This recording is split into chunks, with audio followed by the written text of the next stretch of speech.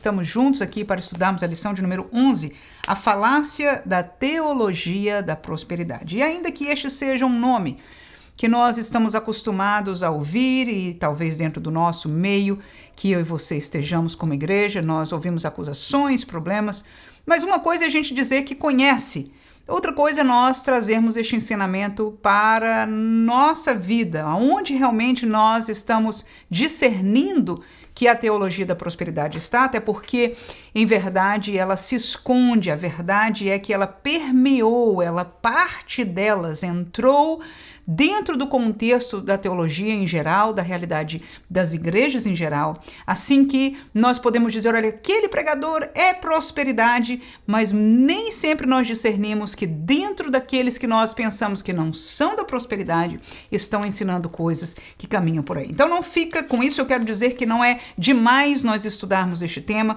pelo contrário, vale a pena. E nessa lição eu vou estar compartilhando com você um roteiro como esse aqui em PDF na descrição do vídeo. Este roteiro eu vou apresentar para você no visual aqui um pouco diferente, né? Porque aqui está a versão PDF para você baixar e usar conforme você queira fazê-lo.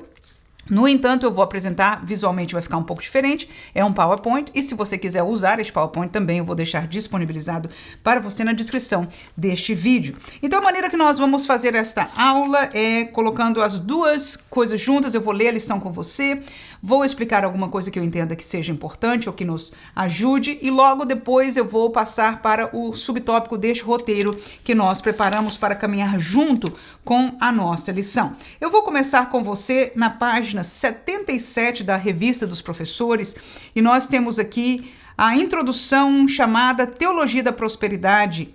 Tornou-se influente em muitos círculos cristãos contemporâneos, apresentando uma narrativa atraente. Veja o que é atraente aí que o pastor coloca para nós. Deus quer que todos os seus filhos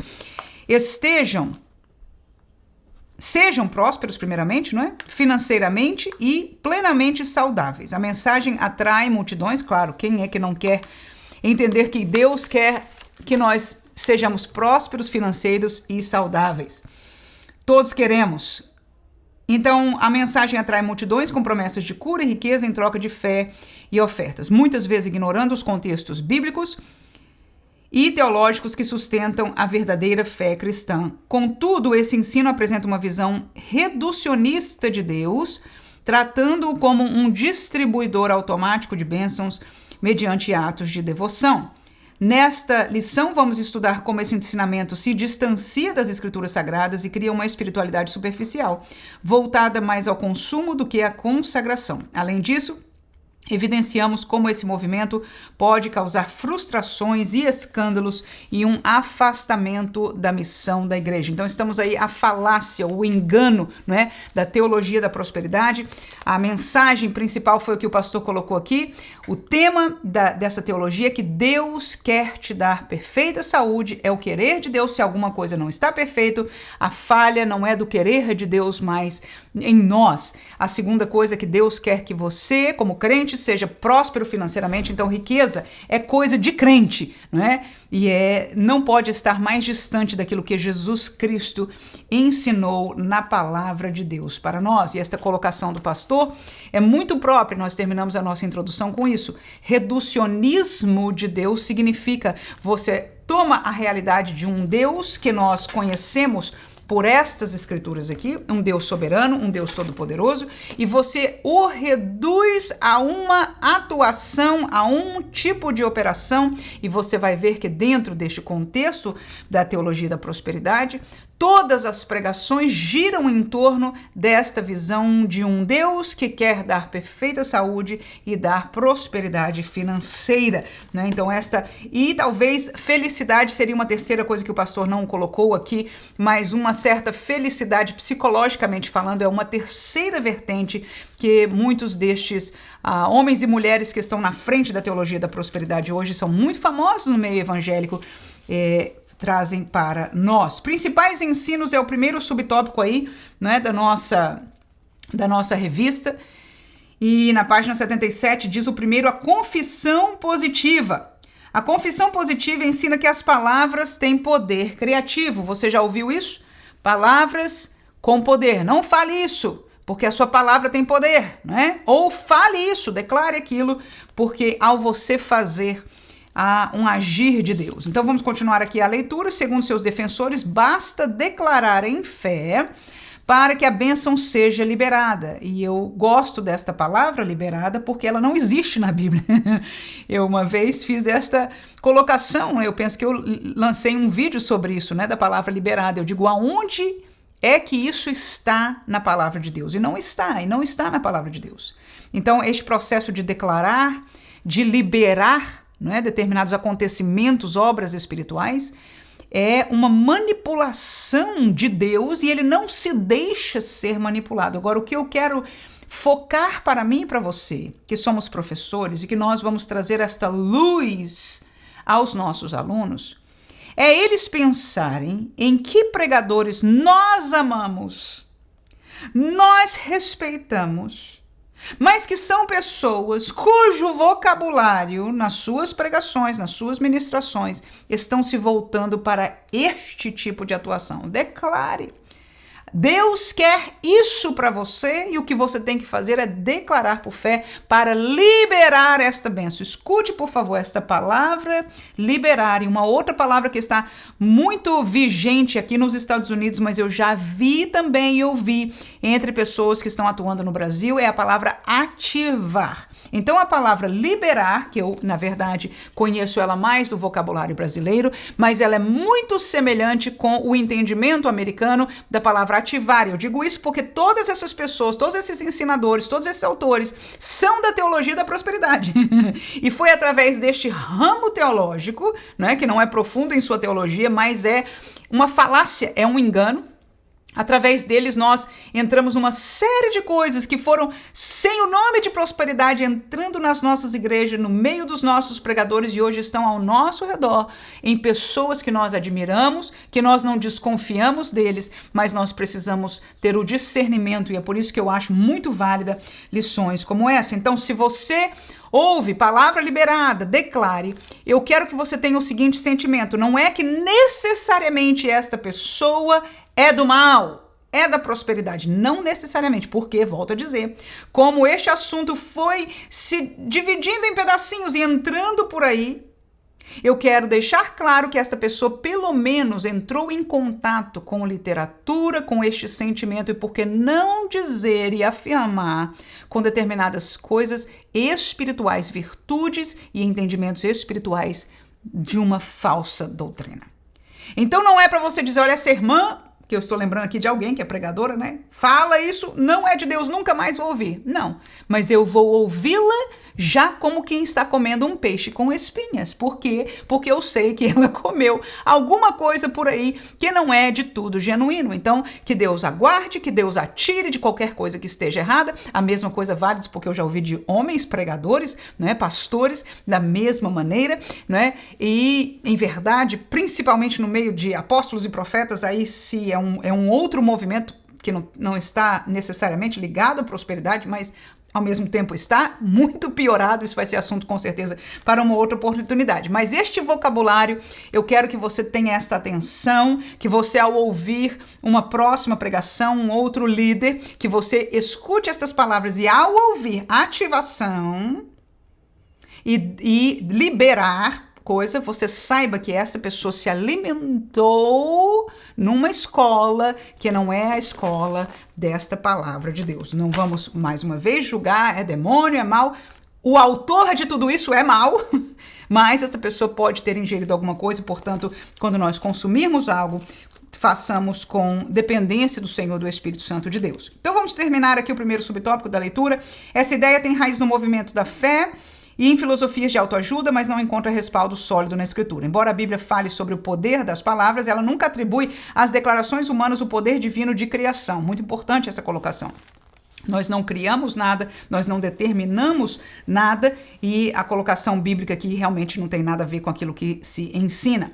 A prática da confissão positiva reduz a fé a uma técnica, uma fórmula mágica que ativa os direitos do crente diante de Deus. É exatamente o que se ensina. Se você não fizer desta maneira, se você pensar negativamente, não vai acontecer, então você não pode. Torna-se um fantasma na vida da pessoa, ao invés de ser uma dependência, como a Bíblia nos leva ao poder de Cristo Jesus, que é na cruz, através da cruz e da ressurreição, e o enviar do Espírito Santo fez, enfim, este poder ter vida em nós para a glória do seu nome. Com isso, a oração deixa de ser um ato de comunhão e dependência para se tornar uma exigência de resultados.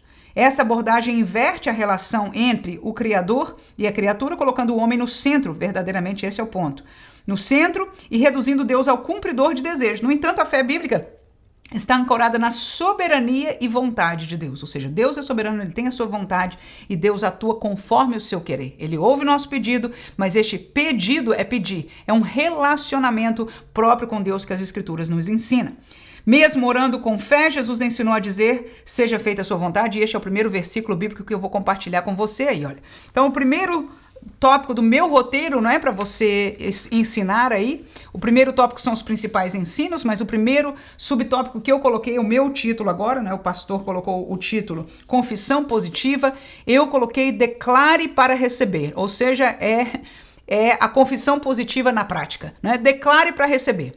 Mateus capítulo 6, versículo 10 é o texto que o pastor mencionou aí para nós. Venha o teu reino, é Jesus orando, né? Ensinando-nos a orar.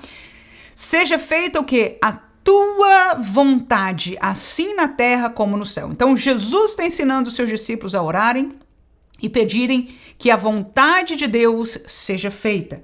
Diferente da teologia da prosperidade, da confissão positiva, que diz a nossa vontade vai ser feita por Deus se eu e você declararmos, né? Tomarmos posse, ativarmos, ou qual foi a outra palavra que eu falei? Liberarmos, né? Então, vai se liberar por declaração, e isso não é o que Jesus nos ensina neste texto, é a vontade de Deus e não a nossa. Segundo lugar, é o texto de Mateus 21 e 22, que diz, e tudo o que, olha a palavra aí, pedirdes em oração, crendo recebereis. Este é um texto muito interessante, porque pode se tornar um texto que este grupo use, né? Se você crê, você vai receber, né? Faz sentido. Inclusive, muitos, entre aspas, caem nesta falácia, porque um texto como esse, você pode dizer, olha, está dizendo, é bíblico, se eu pedir e crer, eu orar crendo, eu vou receber. Foi Jesus quem disse isso. Oh, glória, né? No entanto, eu quero frisar a palavra pedir em oração. Primeiro, oração não é declaração. E segundo, pedir é o ato de alguém que se submete a alguém que é superior a ele. Amém? E pede. Você pede porque você não tem, você não declara, você não manda, você não ordena. Você pede. E oração é um vínculo de relacionamento com Deus.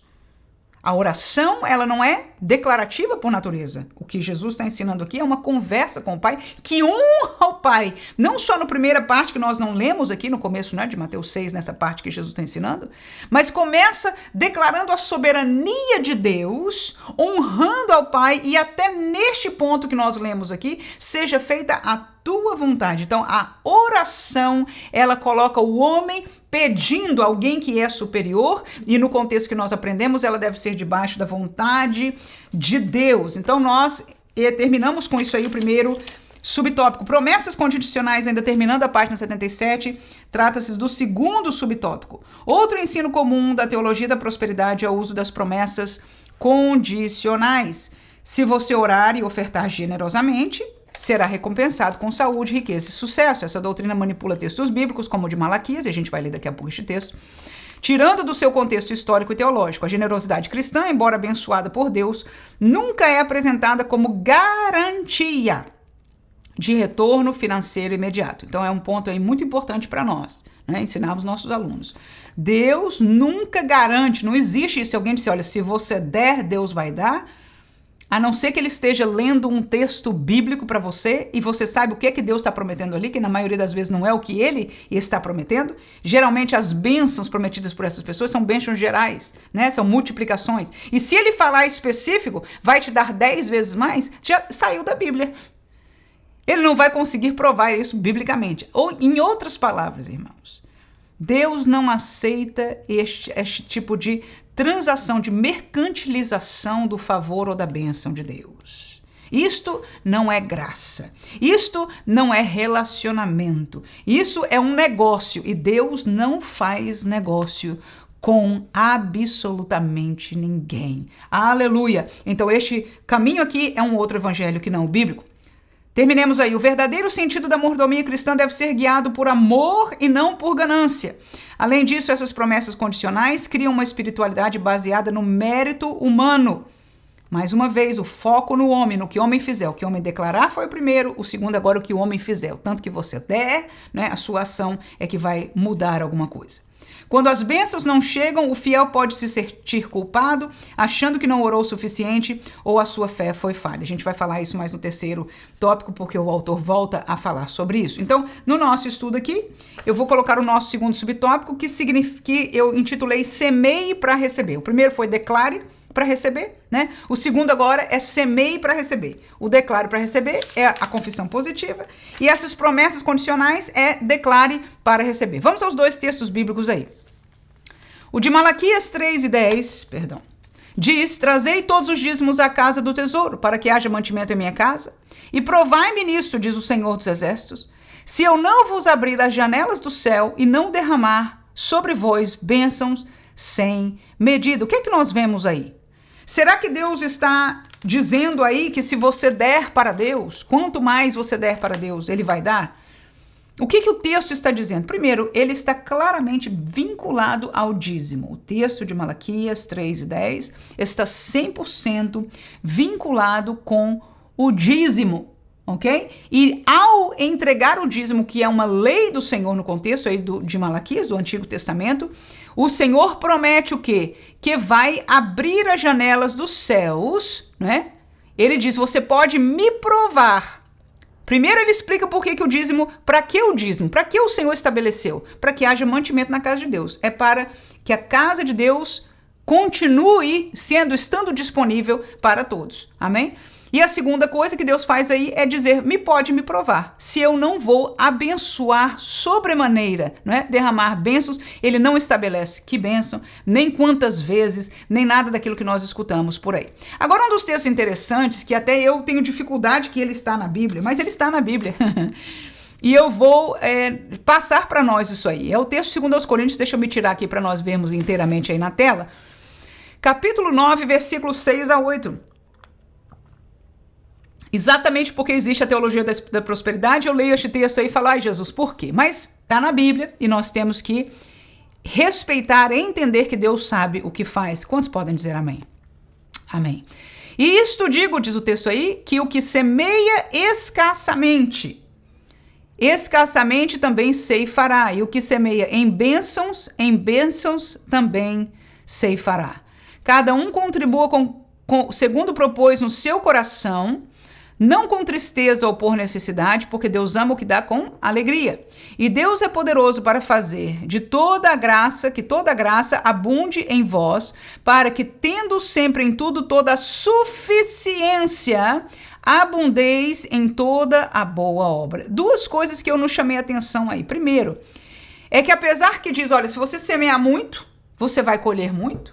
É o que o texto bíblico está falando exatamente assim. Se você semear pichinchando pouco, né, você vai receber pouco. Ou seja, há um vínculo que Deus está permitindo ser estabelecido. Mas este vínculo, logo no versículo seguinte, ele diz, cada um contribua conforme prometeu no seu coração. Então já é uma chave aí que geralmente as pessoas que ensinam a prosperidade, ele diz, olha, aqui, quem semeia muito, então eu quero ver quem vai semear 1.000, ou 2.000, ou 10.000, o que quer que seja, e claro, de moeda para moeda, nós vamos estar falando de processo de números diferentes, mas há uma colocação, né? Se você fizer isso, Deus vai dar 10 mais, então toda vez que houver uma colocação de números aí, já, por favor, abra os seus olhos, que a pessoa não está querendo nada com Bíblia, está usando a Bíblia para manipular a sua audiência, o seu auditório, ok? Então a primeira coisa que eu nos chamo a atenção neste texto, apesar de que está um vínculo bíblico aí, de que aquilo com o coração que nós semeamos, com a abundância, com a liberdade, não é? De não ser mesquinho com as nossas ofertas, com a nosso semear na obra de Deus, na causa de Deus, nós da mesma maneira, Deus se compromete, não é? De trazer, de abençoar de volta. Então a primeira coisa que eu aprendi é que é segundo o propósito do meu coração, ninguém me força num montante, mas a promessa de volta é a outra coisa que nós vamos aprender aí. Olha lá, no versículo 8 fala do que Deus dá de volta. O que ele dá? É poderoso para fazer que a graça abunde, e tendo sempre em tudo o quê? A suficiência. E para que você, tendo suficiência, abunde em boa obra. O que significa isso na prática? Peraí. Você acabou de fazer uma boa obra. Deu para a obra de Deus, ok? Aí a promessa de volta que a Bíblia diz, a mesma Bíblia que diz semeie muito e receba muito, diz que este receber é que você vai ter a suficiência. Pronto. Essa é a palavra que eu quero frisar para nós entendermos da Bíblia. Deus não promete 10 vezes mais. Deus nos promete que o seu negócio vai bombar. Deus promete a suficiência, ou seja, que não vai te faltar, que não vai permitir, né, devido ao seu coração, faltar nada para você. Você vai ter o suficiente. E tudo isso Deus faz, é o finalzinho do versículo aí, para que você continue abundando em boa obra. Ou seja, a obra de Deus, do Espírito Santo no nosso coração, vai nos permitir, inclusive, que nós possamos continuar com este coração de dar. Ainda que, eu vou fazer uma colocação aqui que é verdade. Há momentos que Deus provou Paulo. Paulo, ele disse, eu sei ter abundância e sei ser pouco. Teve momento que ele recebeu a oferta abençoada da igreja de Filipos. E em outros momentos ele passou praticamente necessidade. Mas ele disse, eu aprendi a lidar com todas essas situações. Ele não fechou o seu coração para dar, mas há momentos que você não pode dar porque literalmente não tem. E quando ele não tinha nem para se sustentar, ele começou a fazer tendas. Então nós estamos vendo no exemplo de Paulo o contrário do que essa teologia ensina para as pessoas no dia de hoje. Terceiro subtópico aí, a minimização do sofrimento. A teologia da prosperidade despreza ou ignora a realidade do sofrimento. Ensina que se alguém está enfrentando doença, pobreza e lutas é porque lhe falta fé. Isso é profundamente antibíblico, e com certeza. Isso é profundamente antibíblico. A Bíblia está repleta de exemplos de homens e mulheres fiéis que passaram por tribulações, dores e perdas. O próprio Senhor Jesus afirmou, nos mundo tereis o quê? Aflições. Os apóstolos foram perseguidos, apedrejados, encarcerados e mortos por causa do evangelho. Paulo declarou ter aprendido a estar contente tanto na fartura como na escassez. A gente acabou de mencionar este versículo, né? E mencionou o seu espinho na carne que Deus não quis remover. Pronto. Minimizar o sofrimento como ausência de fé é uma afronta ao evangelho, verdadeiramente uma afronta ao evangelho da cruz. A mensagem bíblica não promete uma vida isenta de dores, mas uma presença constante de Deus no meio das dificuldades. Ele é o Deus que consola os abatidos, fortalece os fracos e está perto dos que têm o coração quebrantado. Então, nosso terceiro slide aí é creia para receber, né? O primeiro foi o que? Declare para receber. O segundo, semeie financeiro para receber. Agora, creia para receber. E nós vamos colocar dois textos para você aí. O de João primeiro, vamos lá. João 16:33 diz, estas coisas vos tenho dito para que em mim tenhais paz. É o que Jesus falou ali, né? O pastor mencionou, eu vou ler o versículo completo. No mundo tereis aflições, mas tende bom ânimo, eu venci o mundo. Então veja aí que Jesus está ensinando que não é crer para receber. Nós não vamos receber tudo o que a gente quer no mundo pela fé, não. Porque no mundo, Jesus disse, vamos ter o quê? Aflições. Em aflições está doenças, faltas financeiras, e a prova está na vida, como o pastor bem mencionou aqui, daqueles que viveram para Deus, que têm um testemunho. Os apóstolos e Paulo são os dois que nós temos, dois grupos, né? No caso, Paulo sozinho e os apóstolos, nós temos estes dois grupos na Bíblia como testemunho para que nós aprendamos da parte de Deus, sem contar que nós também temos exemplos nos dias de hoje de pessoas que são fiéis ao Senhor e até da nossa vida, que fiéis ao Senhor podemos passar por períodos de tribulações. Capítulo 4 e 12 de Filipenses diz, sei estar abatido e sei também ter abundância. Em toda maneira e em todas as coisas estou instruído, tanto a ter fartura como a ter fome, tanto a ter abundância como a padecer necessidade. Veja que Paulo diz, eu sei, e não só eu vivi, eu estou instruído porque eu passei por isso, mas ele fala claramente dos dois opostos. E a teologia da prosperidade diz exatamente o contrário. O oposto da pobreza, o lado da falta, o lado da doença, não pode existir. Se existir, você está faltando fé, está faltando declarar, está faltando a bênção do profeta, está faltando alguma coisa. E isto é uma mentira, isto é um engano. Dependentes de Deus, crentes, também passam por tribulações, porque o próprio Jesus disse que isso aconteceria. Amém? Fácil não é, e por isso que a doutrina da prosperidade cresce. Só que ela é enganosa. E o que acontece? O que o pastor falou. As pessoas vão acabar vendo que não funciona, e muitos saem, inclusive, da fé, saem da igreja por causa disso, e outros continuam enganados aí nesta realidade. Vamos ao segundo tópico do nosso estudo, visão bíblica da bênção. Agora, em primeiro lugar, foi o que eles ensinam, e agora o que a Bíblia ensina. Primeiro, bem-aventurados na pobreza. Forte, né? A gente sabe que as pessoas só querem ouvir da riqueza. E quando eu digo às pessoas, será que nós estamos fora? Será que nós conseguimos olhar com qualquer forma de apreciação um título como esse? Bem-aventurados na pobreza. Mesmo que a gente entenda que pobreza não é maldição, porque não é, quem de nós quer aceitar que Deus tenha para um período da nossa vida ou para a nossa vida uma realidade financeira de pouco suficiente, mas pouco sempre? E às vezes nem para um período da nossa vida nós queremos aceitar. Então, ler um subtópico como esse é muito duro. Acompanhar a realidade da vida de Jesus, que quando alguém chegou para ele, perguntou, né, de seguir, etc., e ele disse, os passarinhos têm seus ninhos, os animais têm os seus covis, mas o filho do homem não tem onde deitar a sua cabeça. Ou seja, o ministério dele não era de abundância financeira, mas de abundância, liberdade, aleluia, e graça espiritual. Irmão, alguém vive do Espírito? Não. Mas a promessa de Deus que nós acabamos de ler, ela é fiel. Aquele que espiritualmente depende, aquele que espiritualmente vive em Cristo, Deus é fiel para suprir a sua necessidade. Ele não vai suprir um desejo doentio de ter mais, que é a realidade da maioria da população nos nossos dias. Mas ele vai suprir a nossa necessidade, ele vai cuidar, ele vai fazer inclusive os milagres necessários. E é neste Deus que nós cremos. O Deus da Bíblia, ou nós cremos no Deus da Bíblia, ou nós elegemos outro Deus. E o Deus da prosperidade é outro Deus. Jesus nos ensinou que a verdadeira riqueza não está nas posses materiais, e eu estou no fim da página 78, mas no relacionamento com Deus. Em Mateus 6, 19 a 21, e eu vim ver que a gente vai ler, vamos ler sim? Ele ordena que não acumulemos tesouros na terra. Olha aí, ele ordena isso. Vamos ver no texto, daqui a pouco a gente vai ler.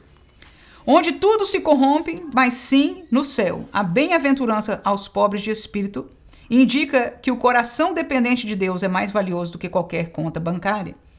O reino de Deus é oferecido àqueles que reconhecem sua necessidade espiritual. A busca desenfreada por riqueza pode ser uma armadilha que desvia os olhos do que é eterno. O crente é chamado a buscar primeiro o reino de Deus, confiando que tudo o mais será acrescentado conforme a vontade do Pai. Então veja que isso eu vou compartilhar com você os textos bíblicos aí, para aprender que a visão bíblica de bênção, ela é em primeiro lugar focada no relacionamento, não nos bens. Volto a dizer, eu sei que isso dói, principalmente para aqueles que estão com pouco. Mas ao mesmo tempo que eu digo isso, eu vou voltar a ser grande aqui. Uma realidade espiritual daqueles que têm pouco e provaram os bens espirituais, o novo nascimento, tem a esperança naquilo que a Bíblia nos dá esperança, no céu, na bênção de Deus. Aleluia! Alguém que tem verdadeiramente um relacionamento com Deus como filho, alguém que tem o Espírito Santo guiando a sua vida, eu quero dizer que você vai ficar bobo. É o contrário. Quanto mais nós chegamos perto de Deus espiritualmente de verdade, mais nós vamos desprezando essas coisas. Ou seja, a realidade é que é mais difícil para alguém que está no meio do caminho desejando o mais financeiro vir para trás e ficar no evangelho que não promete nada financeiro do que alguém que não tem nada. Que já sabe depender e que vive agora uma dependência de Deus e conhece este Deus do relacionamento, o Deus da provisão, o Deus do amor, o Deus da graça. Quem conhece este Deus não ama mais, não adora mais a Mamon. O fato é que a teologia da prosperidade chama mais atenção naqueles que, eu vou dizer com todas as letras, crentes carnais e não crentes espirituais. Eu não estou xingando ninguém. Um crente carnal, ele é crente. Um crente carnal, ele é crente. Mas ele não alimenta, ele não vive as coisas espirituais. E hoje em dia não é difícil ser crente carnal porque há igrejas que estão formando crentes carnais. E é tão fácil, basta não formar um crente espiritual. Se as pregações, se o ensino, se o discipulado não é espiritual, ele naturalmente vai formar crentes que conhecem de psicologia, conhece de autoajuda, conhece de melhoramento financeiro, que são crentes declaradores e todas essas coisas têm um lado espiritualista, mas que não é a verdade espiritual da Bíblia, que é verdade, ela é enganosa.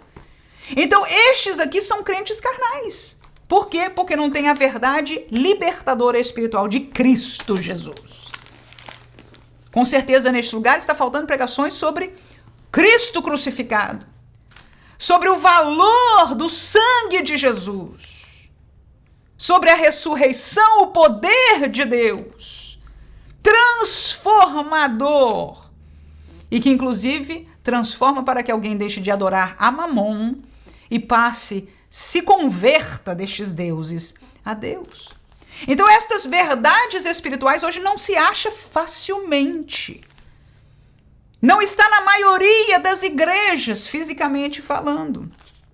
Mas quem tem um relacionamento com Deus não vai ter tanta facilidade de adorar a Mamon. Agora, aqueles que estão neste lugar porque querem ou porque, em verdade, nunca conheceram o evangelho verdadeiro de Cristo Jesus.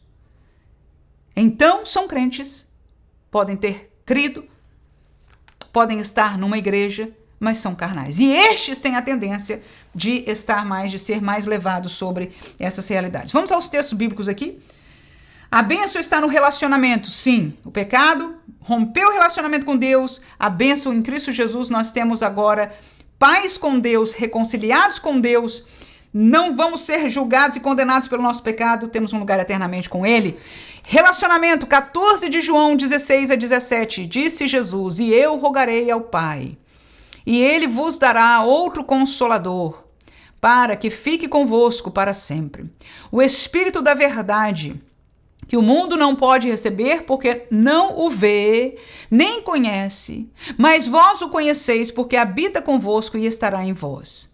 Então a bênção que Jesus ofereceu aí não é dinheiro, não é uma carreira de sucesso, é um consolador, é um guia, é um intercessor, é um amigo, a pessoa do Espírito Santo. Eu geralmente digo que o evangelho, que é um caminho oferecido por Deus, pela graça, ele tem duas grandes bênçãos. A primeira bênção do evangelho é o perdão dos pecados. É literalmente o perdão. É ser livre do juízo de Deus. É a cédula que estava escrita contra nós nos céus. Pelo sangue de Jesus, ela foi limpa. Carta limpa. O perdão. E por consequência do perdão, já não somos mais condenados à morte eterna, a um inferno eterno distante de Deus. É a primeira e maior bênção do evangelho. E o preço por isso não fomos nós quem pagamos. Foi Jesus quem pagou. Aleluia. Mas a segunda grande bênção é que enquanto essa esperança final ela é na eternidade, ela é vindoura, ela é eterna, Deus nos deu uma companhia aqui. Então nós vivemos uma realidade espiritual por causa da presença do Espírito Santo. E Jesus disse, eu estou aqui com vocês agora. Mas no projeto do Pai, vocês não vão ficar sozinhos, aleluia. Até chegar o fim destas coisas que eu falei para vocês, que eu revelei para vocês, vocês vão ter um ajudador. O Espírito da verdade que o mundo não conhece. Escute, por favor. Aleluia. Muitas vezes há lugares, há grupos que nós estamos lendo o nome de igreja, estamos vinculando com o ministério. Mas que se cada indivíduo, se a pessoa não tem o Espírito Santo vivendo dentro dele, não é aqui uma aula que eu possa entrar nos detalhes de como comprovar isso. Aleluia. Mas se não tem a presença do Espírito Santo, não está neste caminho, não nasceu de novo, não pertence a Jesus, não está no Evangelho bíblico.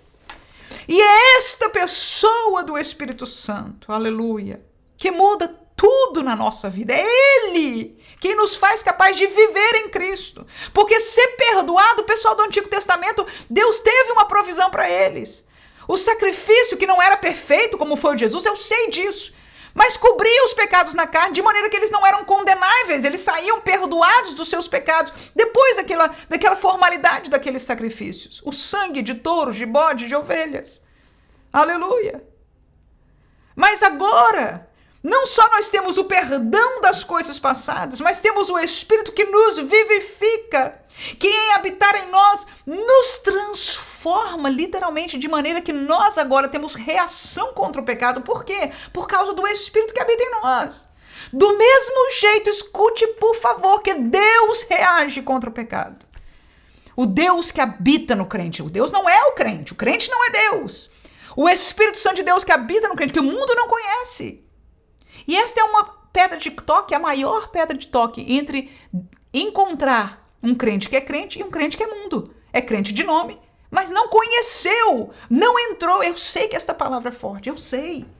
Mas se eu não falar isso, eu não estarei sendo verdadeira com relação à palavra de Deus, à verdade de Deus. E talvez eu não tenha sido perfeita da maneira de colocar para explicar. Mas que Deus tenha misericórdia de mim, de você, de nós, para nós entendermos esta verdade e passarmos adiante em nome de Jesus. O fato é este. É o que Jesus disse a Nicodemos, tem que nascer de novo. E é a companhia do Espírito Santo. E o que ele faz, a obra do Espírito em nós, que marca este relacionamento, é a bênção de Deus. Então, a bênção de Deus não está no dinheiro, está no relacionamento. Mateus capítulo 6, versículo 19 a 21, é o texto que o pastor falou aí, né? E nós vamos estar lendo aí. O que diz aí? Olha lá.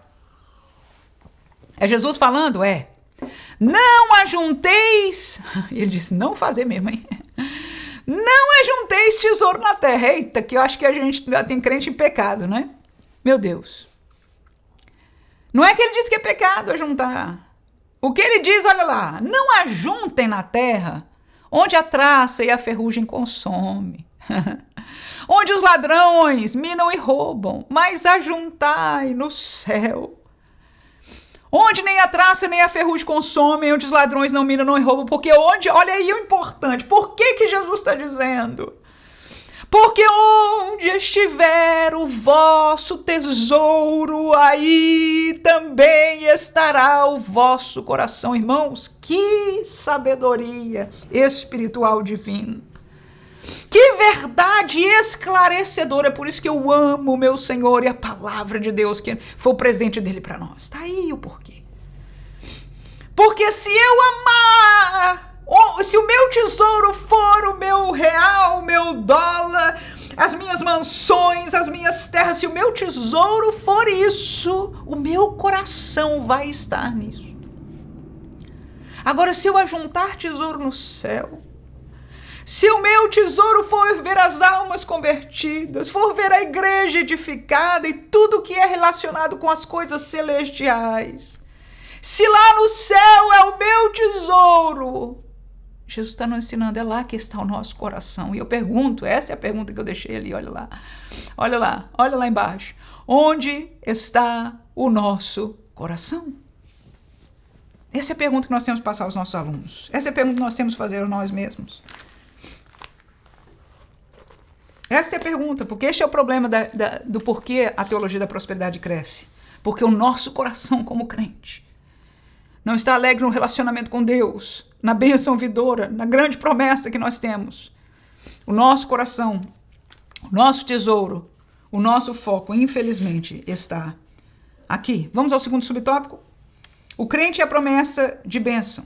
A teologia da prosperidade limita a ação de Deus às dimensões materiais, mas a Escritura enfatiza que o crente primeiramente é herdeiro de bênçãos espirituais em Cristo. Essas bênçãos transcendem riquezas passageiras e dizem respeito à salvação, ao perdão de pecado, à adoção como filhos de Deus, à comunhão com o Espírito Santo. Trata-se de promessas eternas que não podem ser roubadas por crises econômicas ou por enfermidades físicas. Que lindo, ninguém pode tirar o amor de Deus, como diz Paulo aos Romanos.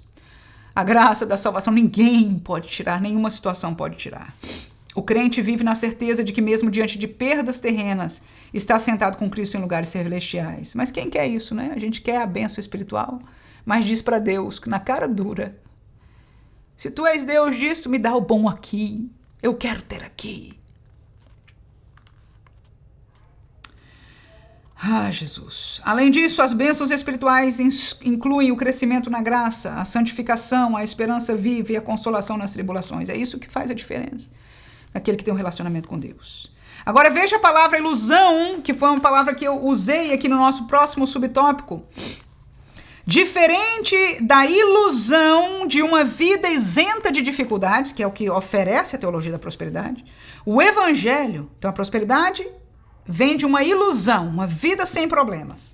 O evangelho garante o quê? Que em meio às lutas, ou seja, que vão haver lutas, mas que o Espírito Santo no meio delas, enquanto nós passamos por ela, intercede por nós, fortalece o nosso homem interior, nos conduz à vitória em Cristo. Essas bênçãos são muito mais valiosas do que qualquer prosperidade material, porque não se corrompem, nem se desgastam com o tempo. O crente precisa, portanto, redescobrir o valor da herança espiritual prometida por Deus, reconhecendo que ela é suficiente para sustentar a fé e a eternidade. Eu vou colocar aqui os textos bíblicos para você e o foco aí é isso. Primeiro, olha lá no subtópico que nós estamos estudando aí, na realidade espiritual e não na ilusão. Então, a visão bíblica da bênção é na realidade espiritual e não em uma ilusão. E a realidade espiritual bíblica que Deus promete não é uma vida sem problemas. 1 Pedro 2,19, vamos ler os dois textos aí, né? Porque isto é agradável. Se alguém, por causa da consciência diante de Deus, sofre injustamente afligido. Veja aí o que eu coloquei no comentário. Prometem o que não é realidade em Deus. Liberdade, mas são servos da corrupção. Parece que o texto que eu coloquei aí não está o mesmo texto. Talvez eu errei se o 18 ou 19, depois eu vou dar uma olhada aqui. 1 Pedro, rapidamente, né? Já que eu estou aqui praticamente ao vivo. 2:19, deixa eu ver. É 2 Pedro. O texto é de 2 Pedro, tá? 2 Pedro, capítulo 2 e versículo 19. Eu vou ler aqui. Prometendo-lhes liberdade, sendo eles mesmos servos da corrupção, porque de quem alguém é vencido, se faz tal servo dele. Então, estes enganadores, é o que Pedro está falando no contexto aí, tá? Eles prometem liberdade. Eles prometem uma ilusão que eles mesmos são escravos dela. É isso que Pedro está falando aqui, ok? Então, a promessa ilusória não vai funcionar, porque ela é uma ilusão, né? Claro que o inimigo, através inclusive dessas pessoas, vão fazer de tudo para nos convencer. No entanto, não é a verdade bíblica. O segundo texto aí de Romanos 6:22 diz: mas agora libertados do pecado e foste feitos servos de Deus.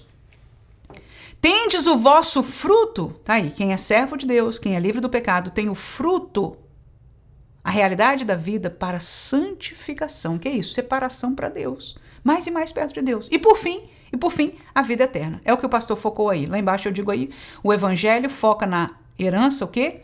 Na herança espiritual. Então este texto nos ajuda a trazer, não é o que o pastor nos ensinou aqui, como verdade.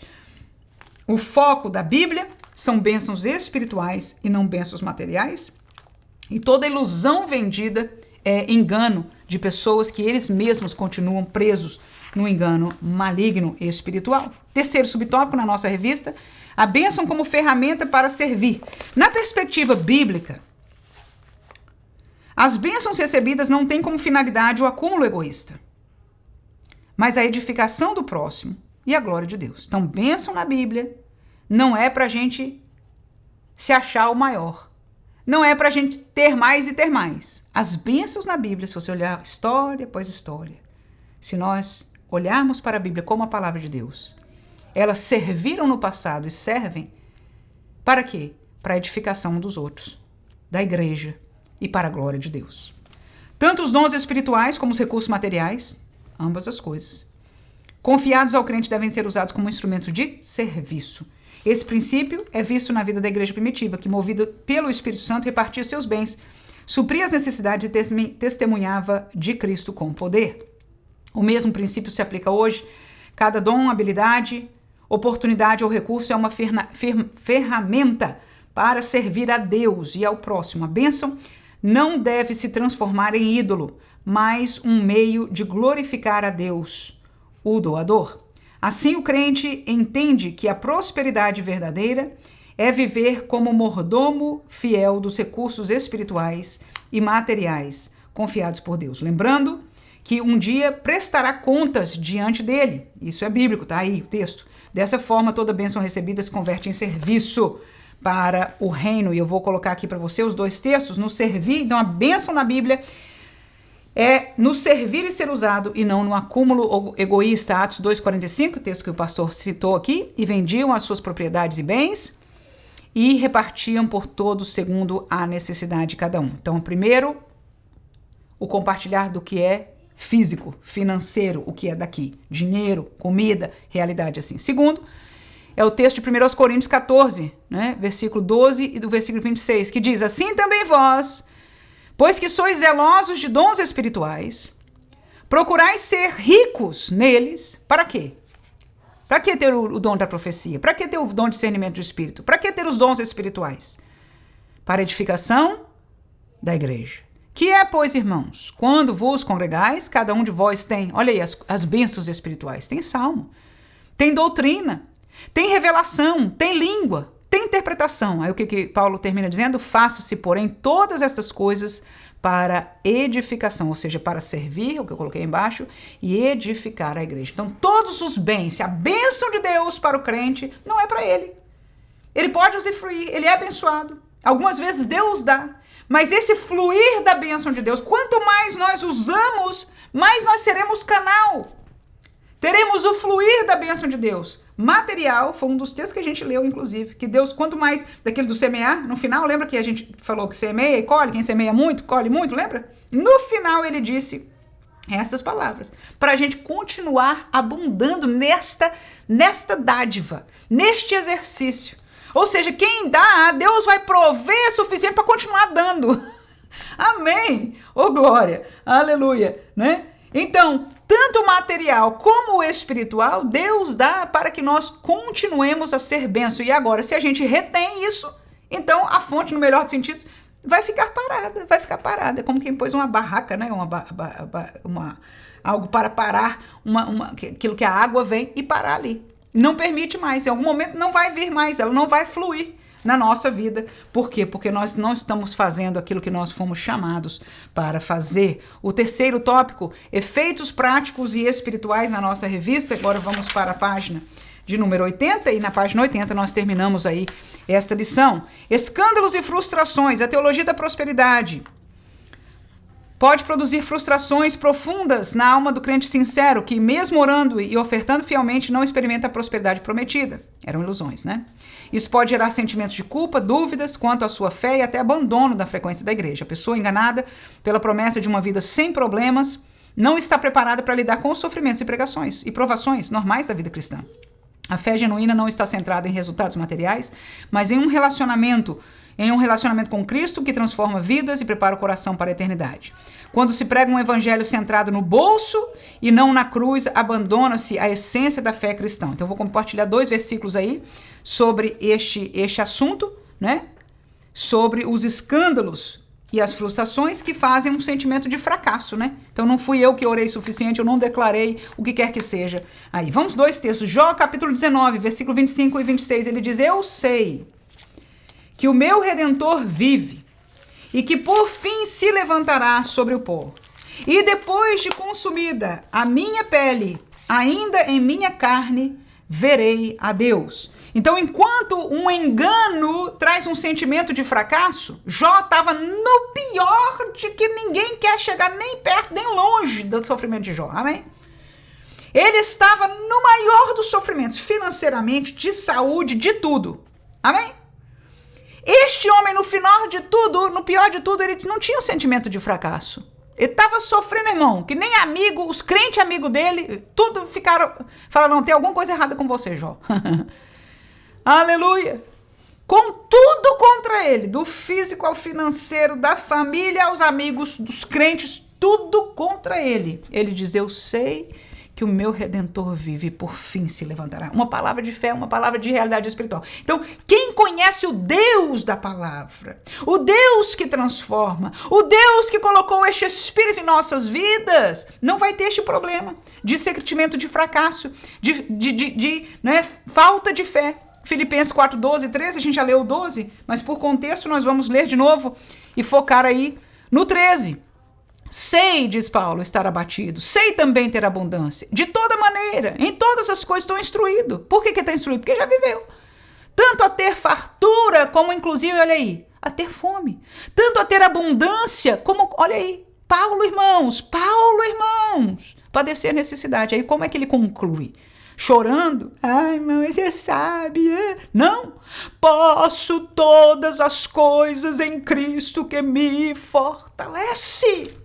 A fortaleza dele não está naquilo que está ao seu redor. Eu sei que isso é difícil. Na verdade, não é difícil, não. Vamos conectar as coisas aqui da nossa aula de hoje? Uma aula espiritual. Aleluia.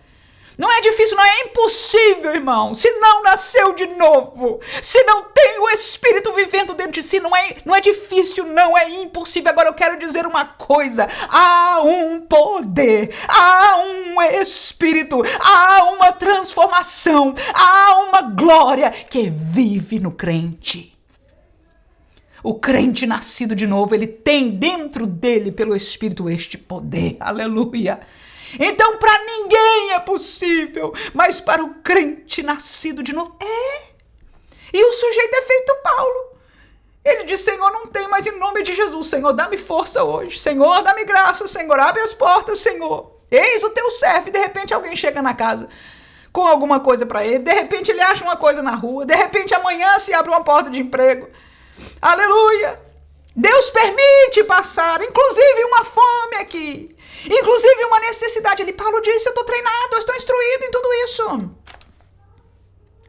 E ele não passou falando mal, nem questionando a sua fé. Pelo contrário, em Cristo, aleluia. Senhor, eu continuo firme na tua obra, Senhor, enquanto este corpo não cair.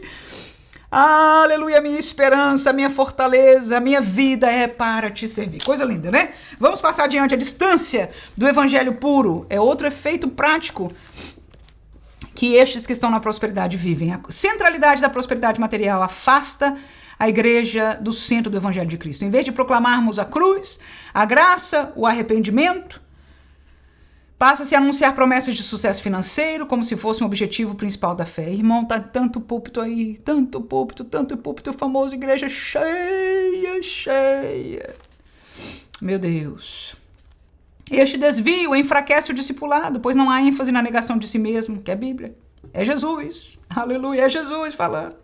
Na cruz diária é Jesus falando. Então a gente está deixando Jesus, irmão. O evangelho de hoje deixou Jesus. Deixou a Jesus. Usa o nome de Jesus, mas não ensina o que Jesus ensinou. Deixou, negou. É outro. Será que você tem coragem de dizer amém, aleluia? Alguns de nós estamos sentindo a graça de Deus. Tem gente que está ouvindo agora essa palavra, irmão, está falando língua estranha, está sentindo a graça de Deus. E se alguém não sente absolutamente nada, pergunte neste momento a Deus: Senhor, essa irmã fala assim, será que é emoção? Porque alguns, eu já recebi comentários, dizem: irmã é muito emotiva. Eu digo: não, principalmente agora eu não estou sendo emotiva. Eu sou um pouquinho, mas não muito. Não muito. Eu sou até muito analítica. Se alguém tivesse que me acusar de alguma coisa. Agora, isso aqui não é emoção, não, irmãos. Isso é virtude espiritual. Aleluia. E volto a dizer, é no relacionamento que nós crescemos. E eu ainda tenho que crescer. Não estou me colocando em plataforma de nada, porque eu já aprendi. Do mesmo jeito que Paulo foi instruído. Aleluia, eu já errei o suficiente, eu já traí o meu Senhor. Eu já errei o suficiente para saber que, olha, não é nada meu. Mas eu agradeço, estou no caminho porque Ele me trouxe aqui, a graça de Deus me trouxe. Eu tenho prometido fidelidades, tenho caminhado neste caminho de bênção e de vida espiritual. E é isto que se sente. Ontem a minha filha, vou fazer um parênteses pequeno aí, porque o nosso tempo já está indo embora. Ela perguntou, assistindo uma programação, um culto abençoado, um pregador usado por Deus, e depois na chamada ao altar, um vídeo de muitos anos atrás, inclusive, só para ficar bem claro aqui, um pregador que por acaso já não vive mais. Mas naquele culto, as pessoas, e ela viu a face das pessoas, e eu mencionei para ela aquela face, muito chorando, muito sentindo a presença de Deus. Eu disse: minha filha, que lindo é ver o rosto de alguém tocado por Deus, aleluia. Quando Deus trabalha dentro de nós. E ela me perguntou: irmã, mamãe, por que choram? E eu não soube explicar porquê de tudo que as pessoas podiam fazer em sentir Deus obrando no seu coração. Claro que há coisas que nós nos arrependemos do nosso pecado, mas não é ali aquele chorar, e eu digo por minha experiência também. Nem sempre é por arrependimento, não. Aleluia. Mas é Deus se encontrando, é Deus, aleluia, obrando em nós, trabalhando. Eu não sei porquê, eu não pude explicar com todas as letras. Se alguém puder me ajudar aí, por favor, escreva aí no comentário. Eu não tenho a capacidade de dizer porquê, mas eu sei que acontece assim. Muitas vezes quando eu estou falando, quando eu sinto a virtude de Deus, a graça de Deus, a unção de Deus, lágrimas saem dos meus olhos. Aleluia. E eu não sou única, eu estou entre milhares que sentem, que vivem esta mesma realidade. E eu quero dizer a todos que estão me escutando, é a melhor coisa. É a melhor coisa. É o ápice daquilo que Deus faz na vida do homem. Alguém pode duvidar, alguém pode estar dizendo: não, irmã. E eu digo: é, irmão, aleluia. Agora, leia a Bíblia. Conclua pela palavra este agir. E aí decida o que é que você quer fazer, se submeter à graça, ao poder de Deus, ao querer de Deus, ou continuar naquilo que nós queremos, que nós decidimos, que nós achamos, né? Essa é a colocação nossa do dia de hoje. Não, eu não enxergo assim, eu não vejo assim, eu não acho assim. Temos todo o direito, temos todo o direito. E Deus não nos tira o direito. E Ele fez este evangelho para ser desta maneira, aleluia. E nós todos podemos buscar esta fonte, a fonte escrita e a fonte espiritual que sai do escrito. E nós continuamos convidando a cada um para viver essa mesma realidade. O texto do sentimento vazio, do segundo subtópico aí, eu não acabei de ler, né? Não acabei de ler. Eu vou ler lá em cima, na página 80. Voltar ao Evangelho. Tá comigo aí? Página 80 lá em cima, tá? Vou começar daí. Voltar ao Evangelho puro é necessário para que a igreja exerça seu papel na sociedade. Devemos pregar Cristo crucificado e ressuscitado, o arrependimento e a santidade, ou seja, a verdade do Evangelho, né? E lembrar que, embora Deus possa abençoar materialmente, o maior presente é a sua presença conosco e o céu. Como eu disse, as duas bênçãos. É a presença aqui, mas também o céu vindouro. Dois textos que eu coloquei para você. 1 Coríntios 2, 1 a 5. Disse Paulo: irmãos, eu não fui ter convosco com sublimidade de palavras, de sabedoria, anunciar-vos o testemunho de Deus. Porque nada me propus saber entre vós, senão Jesus Cristo, ou seja, o centro da minha palavra, não é outra coisa senão Jesus Cristo e esse crucificado. E eu tive convosco em fraqueza, em temor e em muita tremura. Ou seja, ele não estava na força, o campeão, o Paulo, tal, né? Aquele que vem, que todo mundo conhece, não. Ele diz: eu não estava forte. Aleluia. E a minha palavra e a minha pregação não consistiam em palavras persuasivas de sabedoria humana, que é o que nós estamos usando hoje na igreja. Nós, os pregadores hoje na nossa igreja, muitos de nós, muitos e muitos e muitos e muitos. E nós, professores que estamos ouvindo estes pregadores, estamos atrás no caminho dizendo, eu preciso aprender mais. E sim, eu concordo que você precisa aprender mais. Mas não aprenda só o humano, não. Pelo contrário, priorize o que é de Deus, o espiritual. E você vai encontrar aqui, diretamente aqui. Eu sei que tem livro que explica o daqui, mas lê primeiro o daqui. Se alimente no daqui. Fale com o espírito daqui. E depois lê alguma coisa fora. Amém? Porque se nós formos aprender a persuasão humana, nós vamos cair no caminho que Paulo está falando aqui. A minha palavra, ele diz, não foi palavras persuasivas nem de sabedoria humana, mas demonstração, tá aí, de espírito e poder. Para que a vossa fé não se apoiasse na sabedoria dos homens, tá aí, mas em Deus. Filipenses, ele ainda diz, 3:18-20, porque muitos andam, dos quais muitas vezes vos disse, e agora digo, até com pranto, que são inimigos da cruz de Cristo. O fim deles é a perdição, o salário.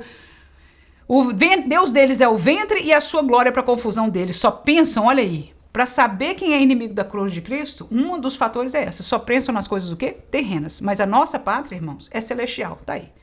De onde também esperamos o nosso Senhor e Salvador, Jesus Cristo. O último subtópico aí, o chamado à fidelidade, né? A oferta, o tempo, eu não vou ler aqui com você, o tempo já foi. A oferta, ela não pode ser um investimento, mas nós somos chamados à fidelidade. E para este último subtópico, eu vou compartilhar 3 textos bíblicos. O título do nosso roteiro aqui que eu coloquei é Sentimento de Dependência, né? Ou seja, o sofrimento continua. Então, a doutrina da prosperidade traz um sentimento de dependência. Você sempre precisa voltar àquele profeta, dar mais alguma coisa, você está dando alguma coisa errada. O ocultismo trabalha com isso, a nova era trabalha com isso, o novo pensamento trabalha com isso e a doutrina da prosperidade tem a mesma realidade espiritual. Ou seja, deixa a pessoa dependente. Eu tenho que dar mais, eu tenho que ir, eu tenho que fazer, eu tenho que ler, eu tenho que declarar para conseguir isso, porque é por isso que está errado. Não funciona assim no evangelho bíblico de Cristo Jesus. Então, este sentimento de dependência causa um sofrimento, né, que continua na nossa vida. Vamos aos textos bíblicos. João 16:33 diz, essas coisas vos tenho dito para que em mim, Jesus, tenhais paz. No mundo, olha aí, tereis aflições, mas tende bom ânimo, eu venci o mundo. Então é em Jesus que nós temos paz, em ninguém mais, em nada mais. E a consciência que Jesus falou, no mundo, todos vamos ter aflições. Então não é para escandalizar o crente. Pelo contrário, se não tiver aflição, até você pergunta, Jesus, tem alguma coisa errada? Eu sei que isso é contra a corrente. Aleluia. Mas se você chegou até aqui, então dá glória a Deus também por essa. 2 Timóteo, capítulo 1, versículo 12. Por esta causa, diz Paulo, eu padeço também estas coisas. Mas não me envergonho, porque eu sei em quem tenho crido e estou certo de que ele é poderoso para guardar o meu depósito até aquele dia. Então veja que ele estava com problemas, mas ele não tinha dependência das coisas aqui. Ele sabia que o que ele estava semeando era espiritual e estava seguro para ele. Capítulo 3:20 de Filipenses, mas a nossa pátria está nos céus. Aí o nosso olhar, né? O nosso objetivo, a nossa esperança, de onde também esperamos o Salvador, o Senhor Jesus Cristo. Então, terminamos aqui a nossa aula de hoje sobre a teologia da prosperidade. Que Deus abençoe você e espero ver você na semana que vem, se Deus quiser. Em nome de Jesus. Amém.